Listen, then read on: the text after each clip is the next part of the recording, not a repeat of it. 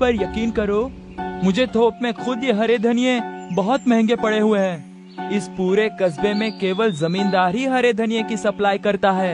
रमेश की बात सुनकर बिट्टू दूसरे दुकानदार के पास चला गया और दुकानदार को 10 रुपए देते हुए बोला, भैया 10 रुपए के हरे धनिये दे दो।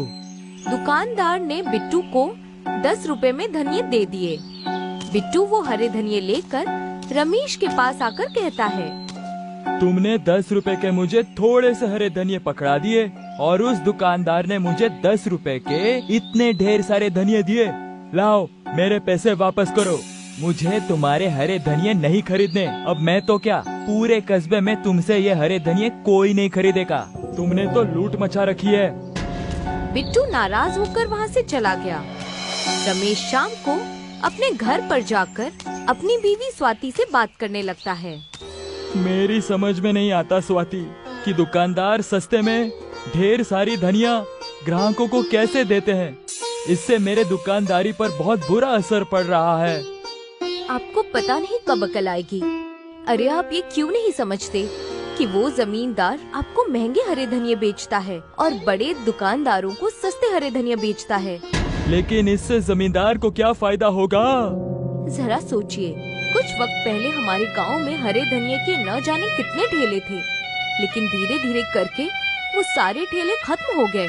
अब इस गांव में केवल आप ही ठेले पर हरे धनिये रखकर बेचते हैं। जिस दिन आप भी इस धंधे को बंद कर देंगे, उस दिन दुकानदार मनमानी रेट में ग्राहकों को हरे धनिये बेचेंगे।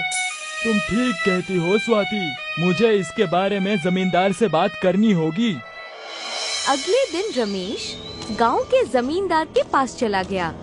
रमेश को देखकर जमींदार ने कहा, क्या बात है रमेश, कल ही तो तुम मुझसे हरे धनिये लेकर गए थे, क्या इतने जल्दी तुमने वो बेच दिए? मैं इसी सिलसिले में आपसे बात करने के लिए आया हूँ। क्या हुआ, सब खैरियत तो है? जमींदार साहब, सारे कस्बे वाले के दुकानदारों को आप ही हरे धनिया बेचते हैं, लेकिन मैं कुछ दिनों से देख रहा हूँ तो सारे दुकानदार ग्राहकों को कम रेट में ज्यादा धनिया देते हैं। ये तो अच्छी बात है रमेश, तुम भी कम रेट में ग्राहकों को बेचो। जमींदार साहब, दुकानदार ऐसा तभी कर सकते हैं जब आप उन्हें सस्ते में और मुझे महंगे में हरे धनिये दे रहे हो।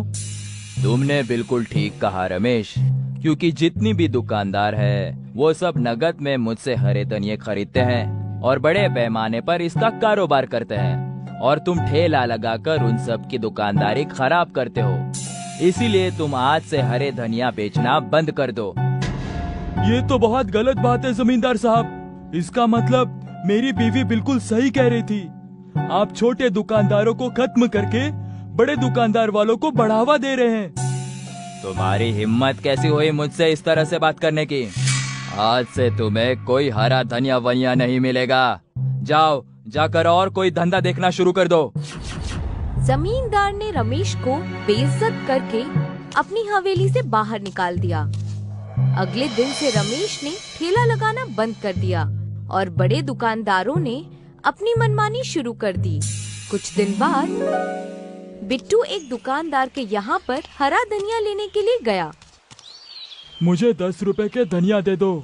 दुकानदार ने न के बराबर धनिया बिट्टू को पकड़ा दिया। अरे ये क्या, 10 रुपए के इतने कम हरे धनिये? इतने रुपए में सिर्फ इतने ही मिलेंगे। जानते भी हो हरे धनिये के रेट आसमान छू रहे हैं। मैं इतने महंगे हरे धनिया नहीं खरीद सकता। तो फिर अपने खाने में हरे धनिया खाना बंद कर दो। रमेश इस मंजर को बहुत गौर से देख रहा था। वो मायूस होकर अपने घर पर आकर बैठ गया कि तभी गांव के बलिया नाम के एक बुजुर्ग वहाँ पर आ गए। अरे बलिया चाचा, आप अचानक यहाँ कैसे? तुम्हारे साथ जमींदार ने बहुत गलत किया। जमींदार को ऐसा नहीं करना चाहिए था। क्या कहूँ चाचा, मैंने सुना है कि किसी जमाने में आप अपने खेत में बड़ी तादाद में हरे धनिया उगाया करते थे। उस दौर में दुकानदारों को हरा धनिया मुफ्त में दिया करता था, लेकिन अब जमाना बदल गया है ना चाचा। जमाना चाहे भले ही बदल गया हो रमेश, लेकिन हरे धनिया का जादुई गांव अभी भी है। ये सुनकर रमेश बुरी तरह से चौंक जाता है। मैं आपकी बात का मतलब नहीं समझा चाचा। रमेश, कस्बे के सभी लोग ये समझते हैं कि मैं अपने खेत में हरे धनिया उगाया करता था, लेकिन ये हकीकत नहीं है। हकीकत तो ये है कि मैं उस दौर में हरे धनिये के कस्बे से लेकर आता था, जो कि एक खुफिया कस्बा है। उस खुफिया हरे धनिये के कस्बे का दरवाजा कहाँ से खुलता है, ये सिर्फ मैं जानता हूँ। मैं चाहता हूँ कि तुम उस खुफिया हरे धनिये के कस्बे में जाओ और तुम उन हरे धनिये को लेकर पूरे कस्बे में मुफ्त में बांटो, और फिर तुम कमाल देखना। बलिया चाचा, कहीं आप मजाक तो नहीं कर रहे ना? नहीं रमेश, हमारे कस्बे से दूर एक तालाब है जो कि भूत प्रेत से नाम मशहूर है। तुम उस तालाब के अंदर कूद जाना, तुम खुद खुफिया हरे धनिये के कस्बे में पहुंच जाओगे। और हाँ, इस राज को अपने अंदर छिपा कर रखना। इतना कहकर बलिया चाचा वहाँ से चले गए। जहाँ तक बलिया चाचा को मैं जानती हूँ, वो कभी झूठ नहीं बोलते। तुम्हें एक बार ऐसा करना चाहिए। मैं चाहती हूँ कि उस जमींदार की दुकानदारी इस गांव में जड़ से ही खत्म हो जाए। रमेश बलिया चाचा की बताई हुई जगह पर चला गया और उस तालाब को गौर से देखने लगा। रमेश उस तालाब के अंदर कूद गया। उसने खुद को एक अजीबो-गरीब गांव में पाया। रमेश ने देखा कि उस गांव में ऐशो आराम की हर चीज मौजूद थी, मगर वो सब हरे धनिये के ही बने हुए थे। रमेश हैरान रह जाता है। ये तो बड़ा ही अजीबोगरीब कस्बा है। यहाँ तो हर एक चीज हरे धनिये की बनी हुई है। तभी रमेश के कानों में एक आदमी की आवाज टकराई। तुमने ठीक कहा, ये जादुई हरे धनिये का कस्बा है। रमेश ने देखा कि वो आदमी साइकिल पर बैठा हुआ था और उसे देखकर मुस्कुरा रहा था। मैं यहाँ से हरे धनिया ले जाना चाहता हूँ। तुम यहाँ से जितने भी हरे धनिया ले जाना चाहते हो, ले जाओ। यहाँ से हरे धनिये ले जाने की कीमत नहीं चुकानी पड़ती। रमेश बहुत सारे हरे धनिये लेकर तालाब के किनारे आ पहुँचा और तालाब के अंदर कूद गया। और तालाब के अंदर कूदते ही रमेश अपने गांव में आ गया। अरे वाह, जादुई हरे धनिये के कस्बे से आने और जाने का रास्ता तो बड़ा ही आसान है। अब मैं रोज वहाँ से हरे धनिये लाकर कस्बे में मुफ्त बांटूंगा।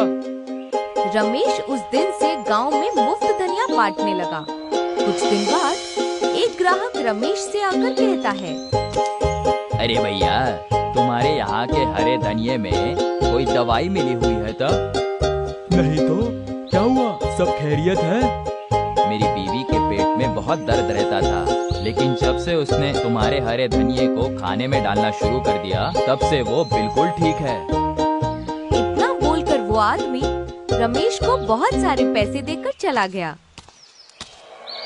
कुछ दिन के बाद रमेश के लाए हुए हरे धनिया खाने से रमेश के गांव के बीमार लोग सही होने लगे और रमेश को बतौर इनाम बहुत सारे पैसे देकर जाने लगे। जमींदार गुस्से से आग बबूला हो उठा और अपने आप से कहा, आखिर ये 2 कौड़ी का रमेश अपने आप को समझता क्या है? इसकी वजह से मेरा सारा धंधा चौपट हो रहा है। मैं इसे छोड़ूंगा नहीं, मैं इसे सबक सिखा कर रहूंगा। इतना कहकर जमींदार गुस्से से बाजार में उस जगह पर चला गया जहां पर रमेश अपना ठेला लगाता था। रमेश, तुम्हारी वजह से मेरा धंधा चौपट हो गया है। मैं तुम्हें कल तक का वक्त देता हूँ। इस कस्बे को छोड़कर चले जाओ, नहीं तो मुझसे बुरा कोई नहीं होगा। रमेश को कुछ भी करने से पहले एक बार सोच लेना जमींदार। क्या कहना चाहते हो तुम? रमेश के लाए हुए हरे धनिया खाने से कस्बे के तमाम लोग ठीक हो गए और रमेश हमसे हरे धनिये के पैसे भी नहीं लेता है। तुम सब पागल हो गए हो। ये मुफ्त में हरे धनिये जरूर देता है, लेकिन कस्बे के न जाने कितने मूर्ख लोग इसके हाथ में बहुत सारे पैसे देकर चले जाते हैं। क्या कभी इसके बारे में सोचा है तुमने? क्योंकि उनके खानदान में सालों से बीमार लोग रमेश के हरे धनिया खाने से ठीक हो जाते हैं। तुम पागल हो गए हो क्या? कभी तुमने इससे पूछा है कि आखिर रोज रोज इतने ढेर सारे हरे धनिया लाता कहाँ से? मुझे यकीन है कि ये जरूर कहीं से चोरी करके लाता होगा। तभी वहाँ पर बहुत सारे लोगों की भीड़ इकट्ठी हो गई। उस भीड़ में से एक आदमी जमींदार से कहता है, कहीं से भी लाता हो, हमें इस बात से क्या लेना देना। हम सिर्फ इतना जानते हैं कि इसके हरे धनिया खाने से लोग ठीक हो रहे हैं। अब यहाँ से सीधे तरीके से चले जाओ जमींदार, नहीं तो ये भीड़ देख रहे हो ना, ये तुम्हें मारने के लिए ही इकट्ठा हुई है। भीड़ देखकर जमींदार बुरी तरह से डर गया और वो चुपचाप वहाँ से चला गया। जमींदार इतना डर गया कि अगले दिन गांव छोड़कर ही चला गया। रमेश की बीवी स्वाति रमेश से कहती है, मैंने आपसे कहा था ना कि बलिया चाचा कभी झूठ नहीं बोलते। तुमने ठीक कहा था स्वाति। तभी वहाँ पर बलिया चाचा आ गए और रहस्यमयी अंदाज में मुस्कुराते हुए रमेश की ओर देखकर बोले, क्या कहा था मैंने तुमसे, उस जादुई हरे धनिया के कस्बे से हरे धनिया लाने के बाद उसका चमत्कार देखना। बलिया चाचा की बात सुनकर रमेश और उसकी बीवी दोनों हंसने लगते हैं।